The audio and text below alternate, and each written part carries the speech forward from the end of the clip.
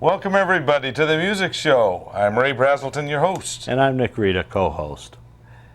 Today we have a very interesting fingerstyle group, duo. Right. And they actually Duo one of means them, two. Duo, two. Yeah. And one of them was on the show about 2 years ago.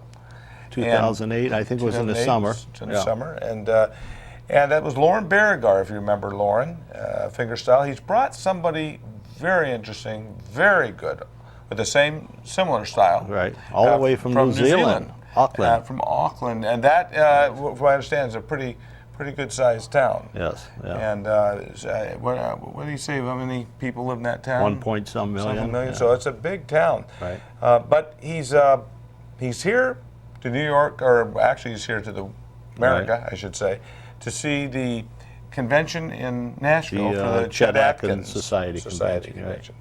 And we were lucky enough to get him here on the show with Loren. Loren brought us some good music, but this is something that will even make it better. I think people will really enjoy this. Yeah. It'll if you saw Loren Barrigar, this is kind of like Loren Barrigar times two, and it'll be very unique. So stay tuned for this show. I think you'll really enjoy it. It's we have all the other things too. We have the of course Uncle Nick's Corner coming up, and we have showcase and the interview of the two, and we'll have the round table at the end as usual. So stay tuned for a real good show. Stick in there, and we'll see. Don't touch that remote. Don't touch that dial. Dial.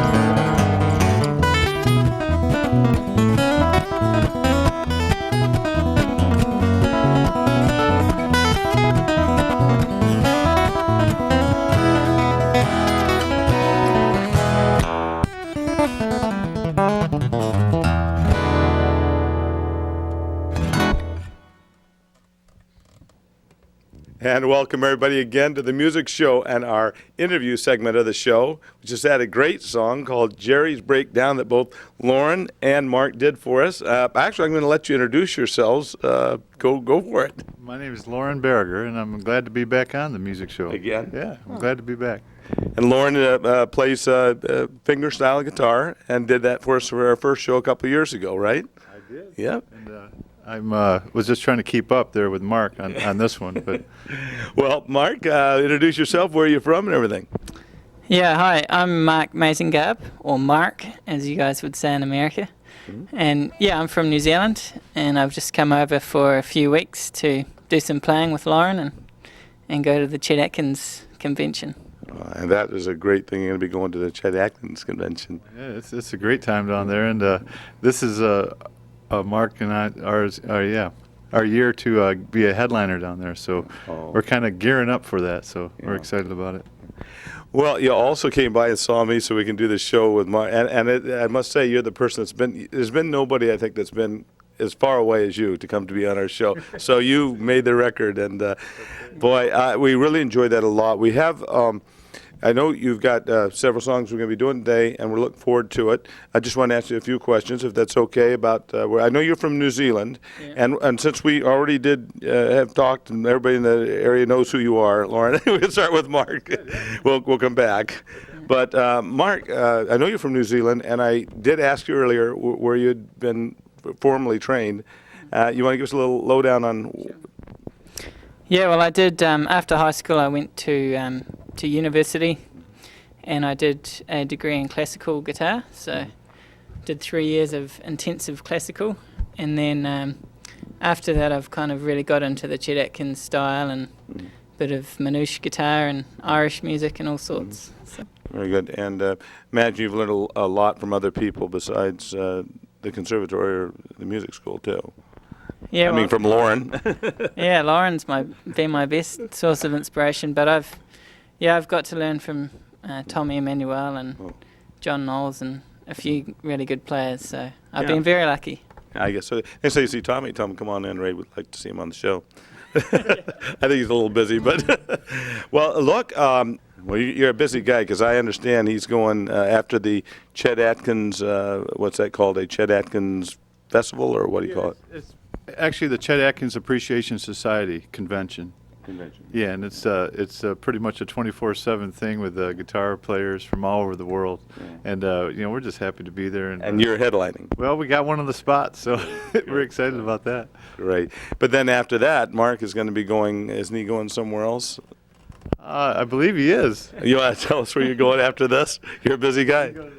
Yeah, well, I'm going back to Ireland for a few weeks, and then into Europe for about a month. And this isn't just for vacation. Yeah, it's kind of a mix of travelling around and doing some sightseeing, but also playing some gigs. I've got a few New Zealand friends who are coming over, and we're hoping to do a little tour. Yeah. So it's a tour throughout Europe. Yeah. Kind of. Yeah, mainly Germany and Switzerland at this stage. Yeah. Right. Okay. And Loren, of course, we've had you on the show. We had you a couple of years ago, and ever since.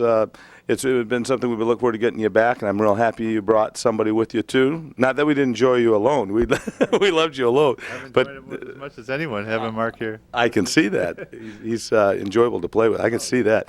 But I know, Loren, that you come from a family of quite a few musicians, and maybe you could. I understood you did play, of course, Nashville, and I know you were the youngest person to ever play Nashville. You want to tell us just real quickly on that a little bit? I remember it well. It was April 7th, 1968. Actually, I don't remember much at all about it. But I was the youngest instrumentalist to ever play the Grand Ole Opry at the ripe old age of 6. So you do the math. I'm aging. Little by little. I know you and your family did also some singing together. I know your brother. Talk about your brother, and you two do quite a bit together. After the solo thing kind of got me started, and my dad played rhythm guitar behind me. And then as the other brothers got older, they kind of joined in the group. My brother Paul was a heck of a percussionist, drummer. And then I've also performed with my brother Brian on bass. And for a while there, we were called the Christophers, a family group. And then recent times here, my brother Kevin and I have formed the Barrigar Brothers. And we've continued to, we work about 250 nights a year doing the Barrigar Brothers duel. So. And you also have played in Las Vegas, I understand, too. Yes, that was the year without school. Did I say that? No. No, my brother Paul and I and my dad had a little show band, and we played all over Las Vegas and southern Nevada. And we actually took a year off from regular school and did a little correspondence work. And it was a great time. It's something that I'll never forget. Quite frankly, I learned an awful lot on the road. My dad, taking the time to do that, it was quite an experience. So. And now you still live in this. Now you moved back to this. Yeah. I know you lived in Nashville for quite a few years, but you're back in Elbridge, is it? Yeah, the little town of Elbridge, New York, and raising 3 boys there with my wonderful wife Mary. So we're enjoying that. Well, I know we both have written songs. You've written many songs, and Mark's got a song coming up that he wrote that we're going to get into in a second. But I know you also have a song that we're doing on the show today. I know we're not doing it right now, but what is the name of that one? Actually, it's off my new CD, Chillaxin', and it's called Quickstep. And I thought it was a nifty little tune until Mark started playing on it. It became, to me, a great little thing to play. So I'm looking forward to doing that. Okay, we'll do that in a little bit. We both have new CDs out, and we'll be showing them during the round table so everybody can see them, and we'll have some information how to get them. And we're also looking into something special coming up pretty soon. I'm not going to mention too much about it, but we do have. If you want to go see them in concert, just call me because you'll see the info. You'll see all our info, our emails and our contact numbers, websites. I don't know if you want to say anything else. We got to be careful. No, just we hope to be here in Rochester soon, doing a live concert, and we'll be all pumped up from our trip home from Nashville. So we're looking forward to coming in. Yeah, please get a hold of us. We got a great show coming up. Okay, here we go. Your song that you when did you write this song? I actually wrote this song about 2 days after I first met Loren, and I was doing an exchange in North Carolina, and I just went to this Tommy Emmanuel workshop, and it was sort of the first time I'd been exposed to this style of guitar, and I came home and I was just so inspired and so thankful for my time meeting Loren and a whole bunch of other players. So I just sat down and without writing anything really before this song just came to me. So I called it Thank You. Okay, here it is. Thank you.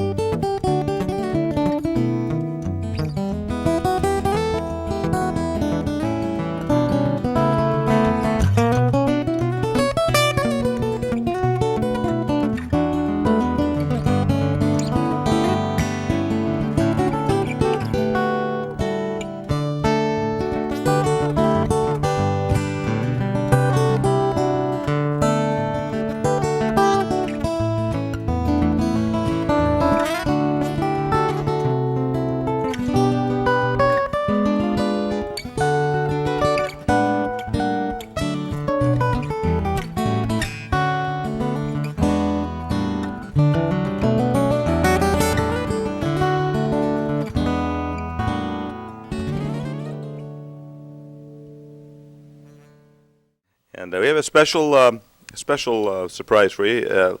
We've never really done anything quite like this. Loren's going to actually play you probably this song in a little bit, and let you listen to the song as a whole.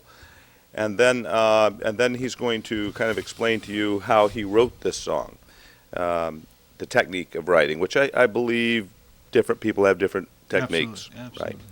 But just to get your perspective on this and how it works, I'm just going to turn the show over to you for a bit, Loren. Okay? Okay, man. And then I'll come in, maybe ask a couple questions. So take it away, Loren. I'm going to play. This song is titled "Get Well Notes." I'm going to play it for you first, then we'll talk about it.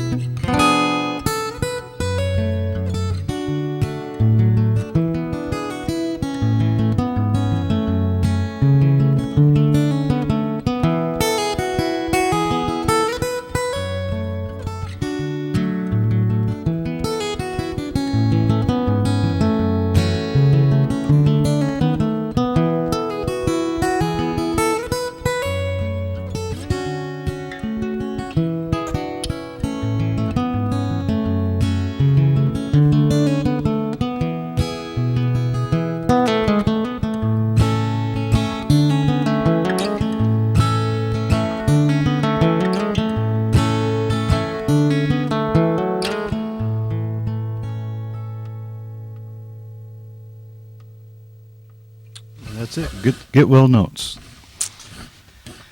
Let's see. Where do I start? That song was brought upon some news I had heard from my good buddy, Mr. Tommy Emmanuel, who had emailed me and said he had canceled his tours overseas because he was sick. And I could tell something was really wrong with him. And I sat down, and most of that song just poured out of me. But where I started was this, what I like to call the hook of a song. Even a song, you know, that has lyrics, everybody knows what a hook is, but this little phrase here, that was kind of the payoff for me. So I kind of started right there.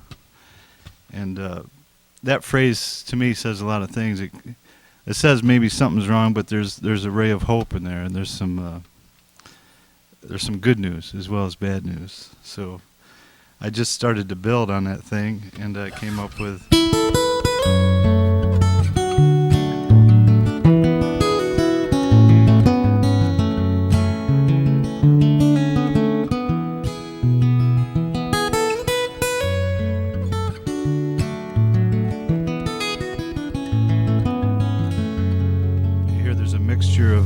Major chords, an occasional minor, but kind of that mixed bag of emotions, I think, is what I was trying to get out there. And that led me to the verse, which is this part here.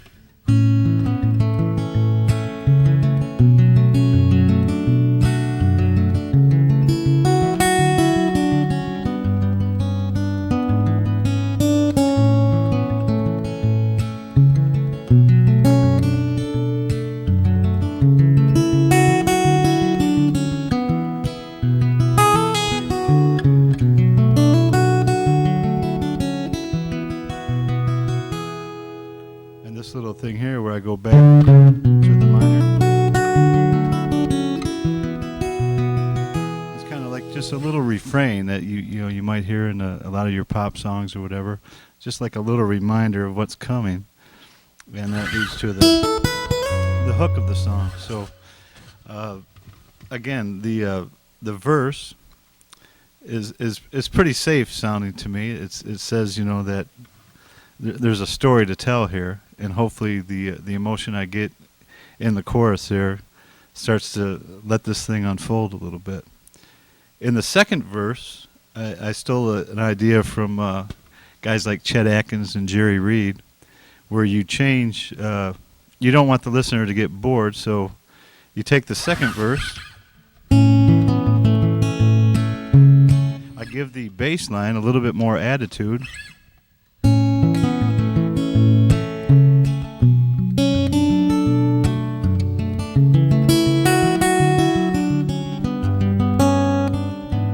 more anticipation on that lick there. And now I change the melody. And there I change the, not just the melody, but the chord position of the A minor. And it just lets the listener, perhaps not get bored with what's happening. It makes it a little bit more interesting. So again, I stole things like that, like every good songwriter would do. You steal some ideas, and then the chorus repeats itself, the hook of the thing, and then what I was feeling was, this is all well and good. In fact, I played that song out just like that, 2 verses and 2 choruses, for. I did many shows like that, and then I got thinking about things, and I said, "Man, I need something else. I need this story to kind of maybe reflect on what's brought this friend of mine to this position." And what I came up with was this: when I come off the chorus, I let me see if I can play that for you. Just wrap this up.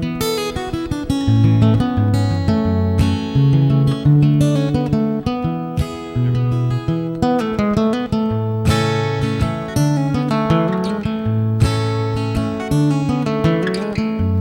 And I go to the minor. Now we got to say something here, and this is what I'm going to say, is that we got to be reflective of kind of what brought this person to this state that he was in, and this kind of, I think, brings that point to the forefront here. Now the bass line, I don't keep the bass line in time there, because I want this melody to be a little bit more haunting and not so regimented. So I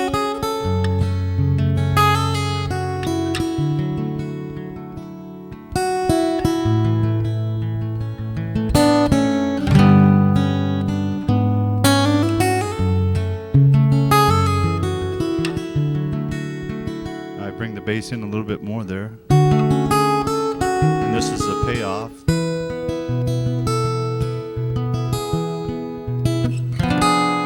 That chord there, to me, sets up that, hey, we're going to get by this bad part, this thing that's got us down, and here comes the ray of sunshine.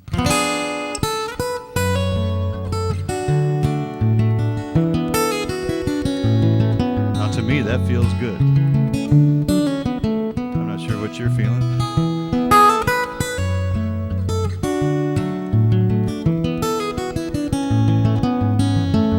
You're with me on that. Now I play one more turnaround on the chorus.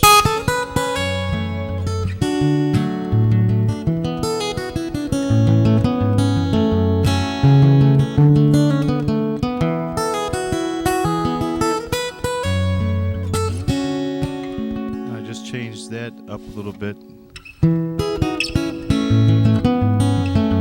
And then here, change the bass line just a little bit to brighten that up, and then I say my ending phrase. And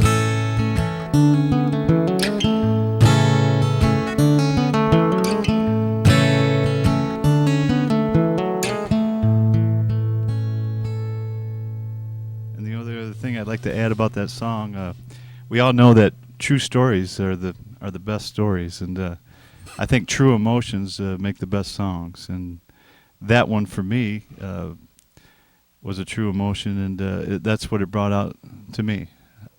Yeah, you could see the whole story, and towards the end, some kind of conclusion of happiness, it seemed to me. Yeah, because, you know, writing songs without lyrics, you still have to be saying something. Because if you're not, which I'm sure I've written a lot that didn't say much, but, you know, the telling thing on this song for me was when my 3-year-old Jack at home, that's the only song he wanted to listen to that I practiced. You know, he heard me play it 300 times, and I knew I might have been on something good there when the 3-year-old said, "I like that."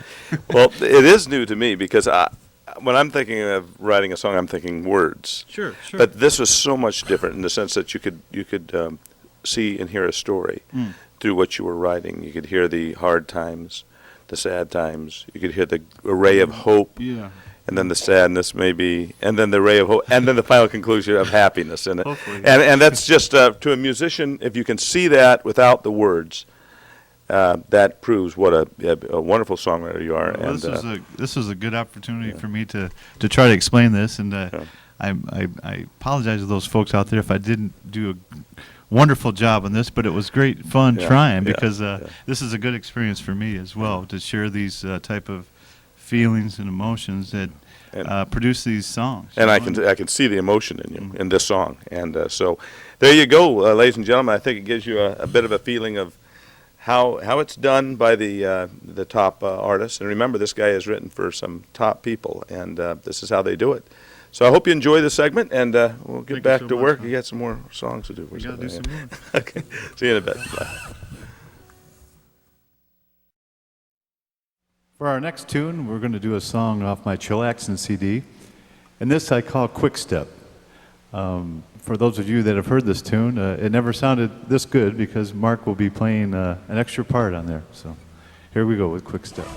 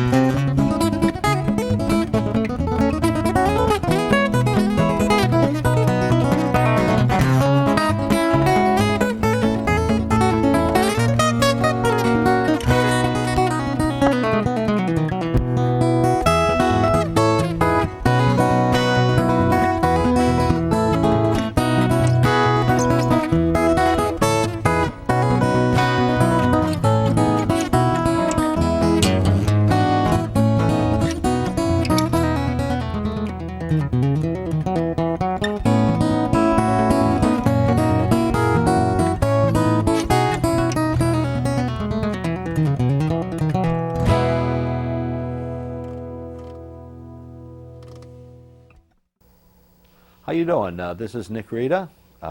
This is Uncle Nick's Corner, another edition of Uncle Nick's Corner.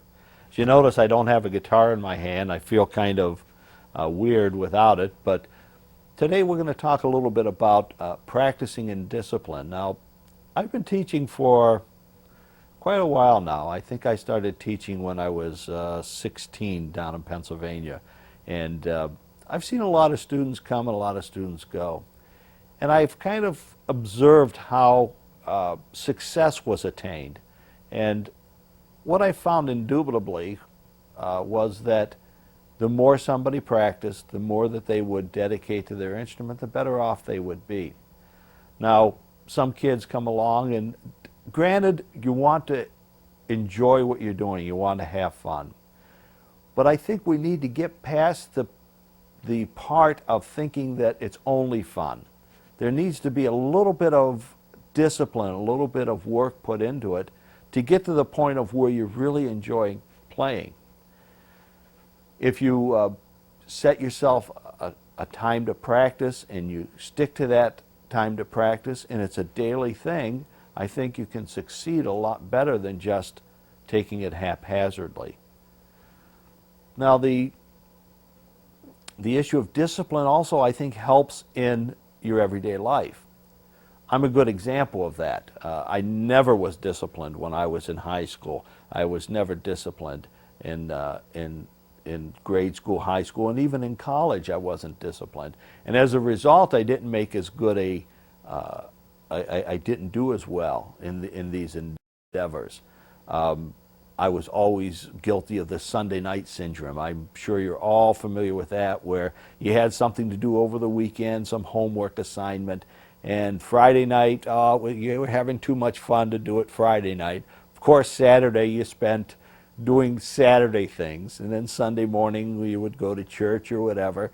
Then you'd find it Sunday afternoon after dinner, oh no, I forgot. I need to get in touch. I need to do this. I need to do this project or whatever it is. I remember leaving 2-hour projects until Sunday night and be up till 9, 10 o'clock Sunday night, which was late for a youngster to be up trying to finish projects. But what I'm getting at is if you can discipline yourself to spend the time that you need to do it, you spend the time doing what you need to do, you'd be much better off. Method books are great, but sometimes the material in the method books are not to your liking. They're not Stairway to Heaven, they're not Iron Man, they're not all these things that you enjoy playing, but when you put your nose to the grindstone, so to speak, you make progress. And then you start enjoying what you're doing. You start enjoying the progress you're making. I think that we tend to rely too much on being entertained by things that we sit in front of and have these things do things for us. What I'm talking about is a television, video games, things like that. Playing guitar is not like that. Playing guitar is what you put into it, you get out of it. How you practice, how you apply yourself to the task, that's what you get out of it. So, until next week, this is Nick Rita, again, Uncle Nick. And again, I'd like to mention any time that you would have any subject, any musical subject, any guitar subject that you would be interested in me covering here on this Uncle Nick's Corner, just get in touch with us. But until next time, we'll see you. When I first met Mark Mazengarb, it was back in 2005 at the Fur Peace Ranch out in southeastern Ohio. And there was a guy teaching guitar there. It's kind of a training camp, if you will, for pickers. And his name was Tommy Emanuel. And he had recorded the song Borsalino, which Mr. Chet Atkins back in 1997. And it was the first song that we kind of reviewed at the camp. And like I said, there was 10 of us. Mark was one of them. I was one of those 10 as well. And this was the first song we ever learned together. So we're gonna try it out for you. Borsalino.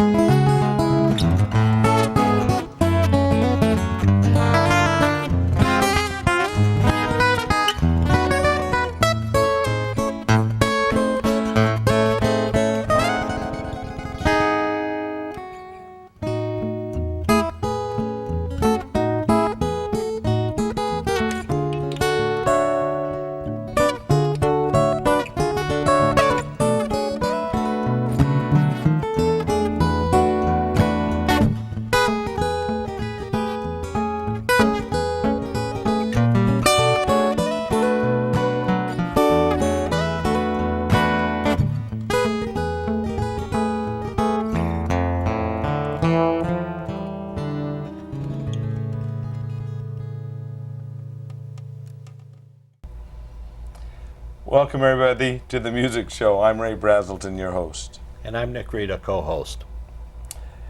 Thanks for joining us today. We have a duo here. We have Mark and we have Loren. And Loren's been on our show before. And maybe you can introduce yourself and tell us where you're from, Mark. Yeah, I'm from New Zealand. And what's your last name? Mazengarb. Yeah, I wasn't going to try that. Yeah. And you're here for? I'm here for about 5 weeks around the States, mainly in central New York and Nashville. We're going to be performing. Yeah, I'm very fortunate to be with who? Performing with this guy here, Loren. Introduce yourself. Loren Barrigar. And I'm from a little town of Elbridge, New York. And I had the chance to meet Mark, well, about 5 years ago now. And we met at the Fur Peace Ranch in Ohio. And we struck up a friendship. And with another buddy of ours from Elbridge, Mr. Dick Ward, he puts Mark up every other year when he comes over. And luckily we live close by, so we get a lot of rehearsing and playing, and it's been he's just a pleasure to have around and to push me around on the guitar. It's a great thing. So Dick pushes you around? Well, they all do, but I'm trying to learn, So. Well, it's good to have you here again, Loren. I mean, this has been special. Just having you here is always special, but you to bring somebody from New Zealand and somebody as talented as you are, it really is. But we're going to get into it. I know we've talked a little bit during the interview about things, but we want to get a little bit more in depth maybe. And but we do have our question of the day, I guess we could call it. Actually, we probably picked this question because these two gentlemen will be here. Yeah. It's not so much a question, but there's a lot of interest about different finger styles on guitar. The obviously classical, but I don't think it's all derived from there. I think the derivations have been from different places, but you guys are the expert on it. So. Well, I think Mark could talk about that, because Mark, in my opinion, is a great fingerstyle player or thumb player, but he's also classically trained, so he could probably tell you or tell you folks out there a little bit more about how they differ. Yeah, well, I mean, from my experience, I did classical first, so that it's a great grounding for playing any kind of music. Right. And with that style, I guess, your thumb is pretty much like another finger. So each finger and your thumb are playing different lines or chords and working together kind of in unison, or separately. Whereas this kind of, the music we've been playing, the thumb picking stuff, is your thumb is almost like a different instrument. It kind of goes back to like playing the piano. Yeah, like a stride piano. And your thumb is really the driving rhythm, and it's consistent and always on the beat. Right. And gives you a rhythm, and then your fingers have to be independent of that to play the melody and the chords. And so, I mean, you're still using all your things, but it's obviously classical is more stringent also, right? So you would use the thumb and the three fingers in their different picking patterns, so to speak, right? Yeah. Where the style that you do, is there a specific pattern that you use, or you just catch it as you can? I think as you need to. I think you're right on. I think the classical stringent is where it seems like it's more defined. Right. And when we look at, maybe we just take a popular piece or something we just hear, we start to isolate the bass and the drive with the thumb, right, and then find the melody and the chords around it. It just kind of as we can. And it's I almost, when I'm listening to you, Loren, because you're really good at that with that thumb, but it sounds almost like he's wanting a bass player and he doesn't have one, so he's putting one in. Well, I think really, and that's what I think you're trying to do with what we're doing, like on the show today. Like I said, Mark being classically trained, I think he has an unfair advantage to what we're trying to do, because I would love to go to that background, because I think he's just gained. And for any of you youngsters out there that want to play, I say any type of education, if you really are interested in that type of guitar playing, it can be nothing wrong with a classically trained. At least get started with classical. Yeah. Oh, absolutely. You know, Yeah, because that sure. that is kind of I think it's a great training ground for Well, this. there's basic- a guy from Rochester who plays an entirely different style, but he was classically trained, and then he's playing jazz, Gene Bertoncini. Okay, yeah. And his style of playing obviously is completely different.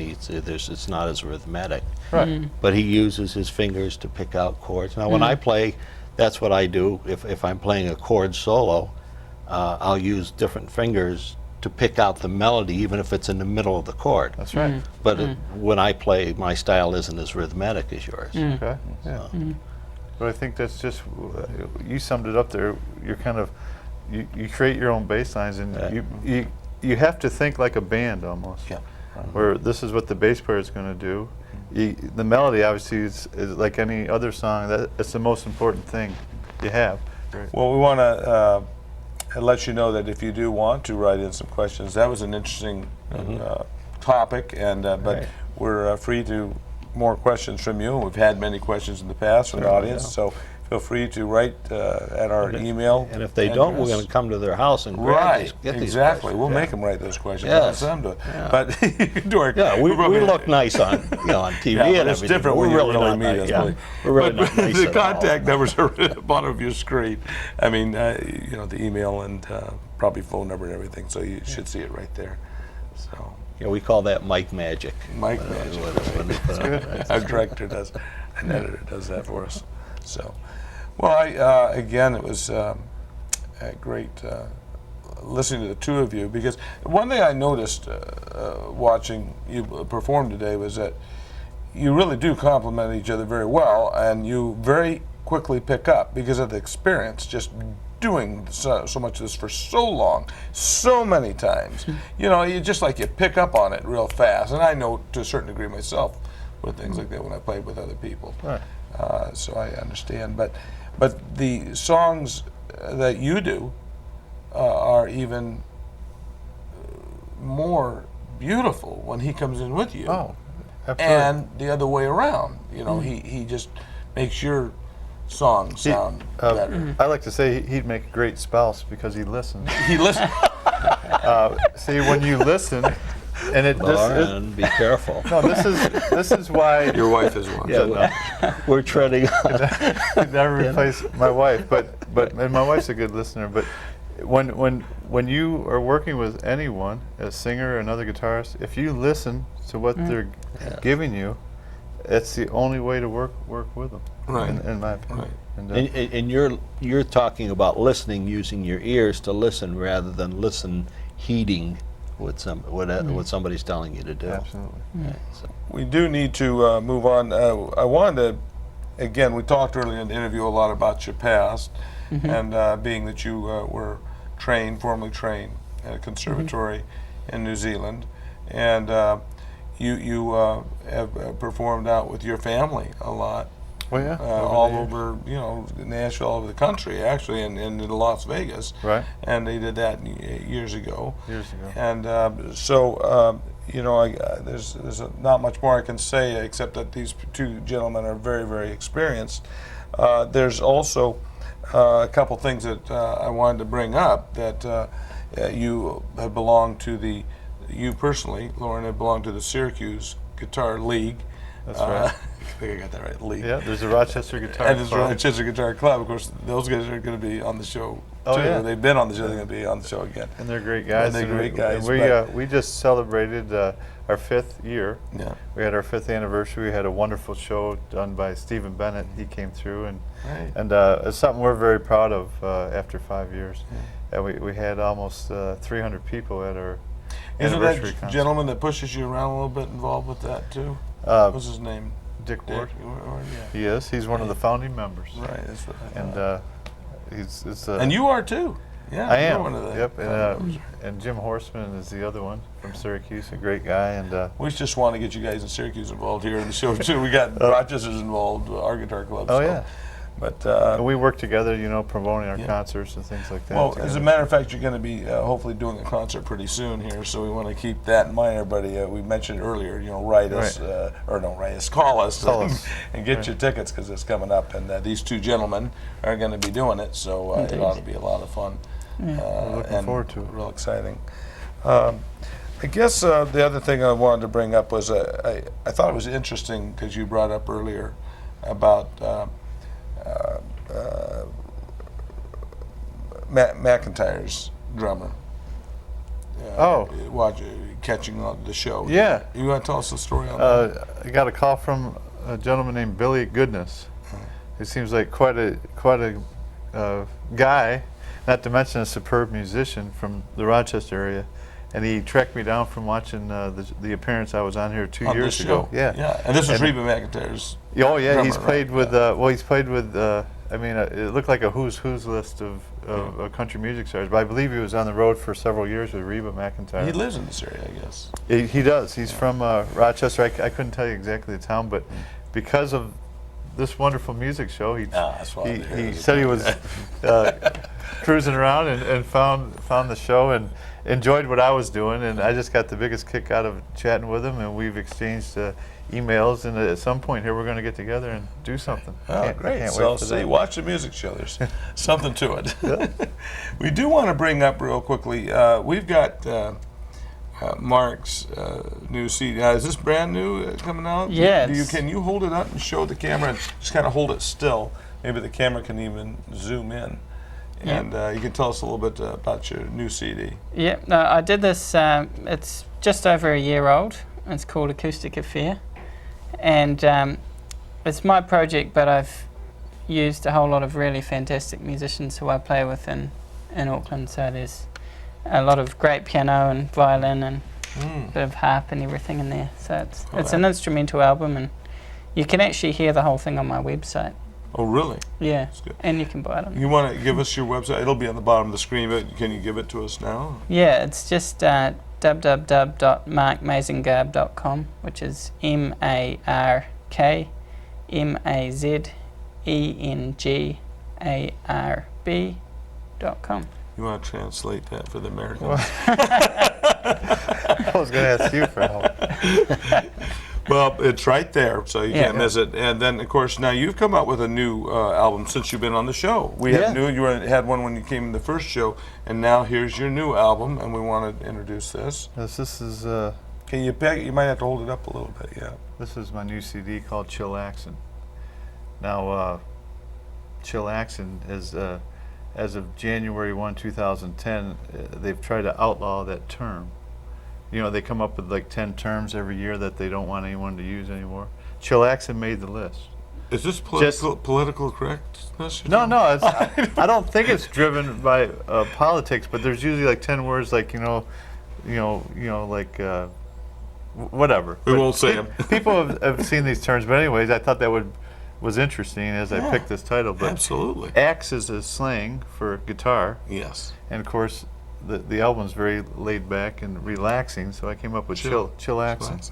That's my story, folks. I'm sticking to it. That's they were dead when we got here, right? It's a great album. These songs you can get, again, his CD either through us, because you have a few stores where I know Braselton's Music, it's my place, has it at their place. They're out there, but you can also get it on the web. myspace.com/the Barrigar Brothers. Everything is downloadable, and it's right there. There's 2 albums from myself and 1 from my brother Kevin are available online. So, before I just want to make sure I got your CDs out, because I know that people are going to call for these, because these are your CDs have been the biggest sellers in my place. So they call. They love you after they see the show here. That's great. But I did want to bring up an interesting thing. You mentioned to us last show you were on that you had written a beautiful Christmas song for a series on TV, and there's something that's happened since. And tell us how it started, though. You wrote it. Well, years ago, I have a good buddy named Joe Whiting, who's a rhythm and blues rock and roll legend back in Syracuse. He's in the Sammy Hall of Fame. He's in the Songwriters Hall of Fame in Syracuse. And Joe has been a longtime friend, and we've collaborated on several pieces, but one Christmas he had an idea, and he asked me to come over, and by the end of the evening we had a song called Christmas Ain't Like It Used to Be. And we put it on one of the local Christmas albums produced by Big Mike on his radio, through his radio program. And somehow it ended up out in Los Angeles, and the guy that was listening on behalf of someone else came across our song and phoned us and got in touch with us, and he was able to get it on ER, which was a #1 rated TV show on NBC at the time, and that was in 1997. And since then we've had it placed on a rhythm and soul Christmas album with B.B. King and Patti LaBelle, and just last December it was on The Young and the Restless. And I thought it was interesting. They played it during a very moving scene where some young man had lost his girlfriend of the week and was drowning in sorrows at the bar, and there we were. And so it was moving. It was but we got paid. That's moving. But anyways, no, we've been very fortunate with that song. It keeps, it keeps having. Is that the one we did for the Christmas show last year? I actually sang a version of it on your show. Okay, well, it's going to come up again. We'll play it again this Christmas. But I just want to thank you two very, very much. I really.